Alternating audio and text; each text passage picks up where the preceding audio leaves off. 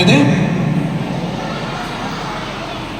பார்வைனா இது கிடையாது, இது கிடையாது. இது வந்து கண்ணில் பார்க்குற பார்வை. ஆனால் எனக்கு எப்போவுமே நான் சொல்லுவேன், எனக்கு கண் பார்வை இல்லை தவிர, பிறவியிலிருந்து இல்லையே தவிர, எனக்கு அதை விட முக்கியமான அறிவு பார்வை இருக்குன்னு நான் சொல்லுவேன். House that? பிடிச்சிருக்கா உங்களுக்கு? எஸ்.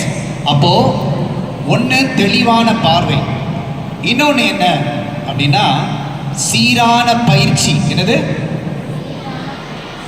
அப்படின்னா? என்னது? ட்ரைனிங்.